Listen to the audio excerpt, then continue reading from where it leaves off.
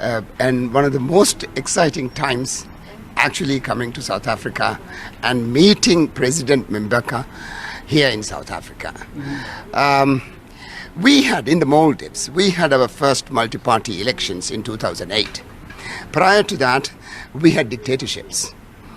I had always been in prison my adult life, right, like younger adult life. And we survived in prison, always remembering how great you are, how great South Africans are, how great the president is, how great President Mandela is, and how great a country this is.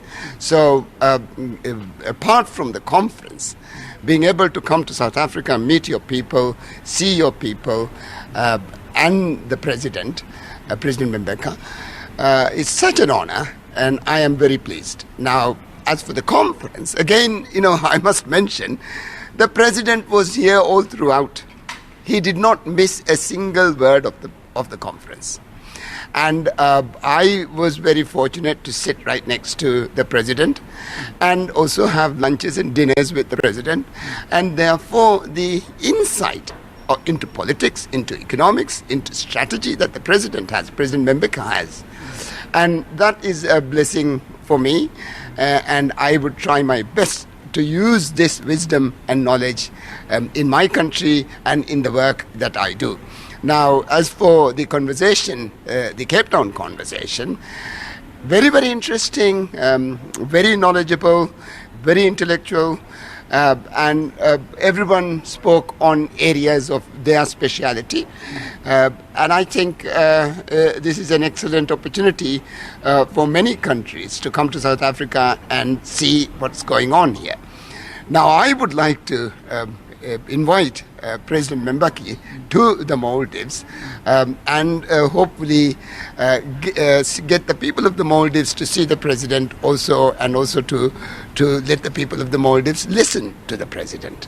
Okay. On some of the topics that were raised, issues of poverty, issues of economic lack of economic development, especially among countries of the south. Where would you place Maldives in terms of the current challenges at the moment? But we have all the challenges that global south countries have. But we are a little fortunate that our GDP is better, our per capita is better. But the challenges that we have, because we live in a world that is constructed to the northern countries, and that is also kind of a servicing for them, seems to be the world order.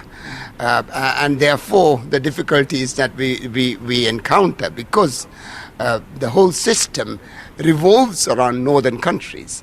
The challenges that we face are exactly the same as any other African country or Asian country would face.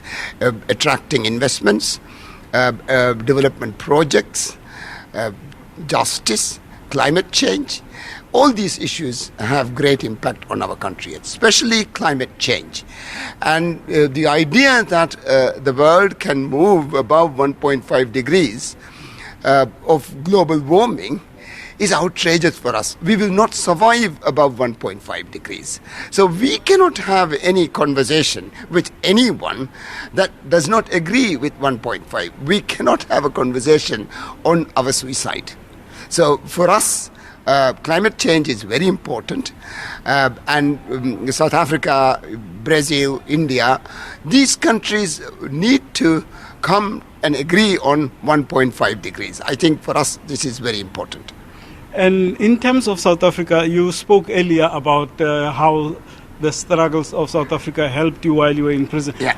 At the current moment, what do you think of the role that South Africa is playing globally and its standing at the moment on the continent?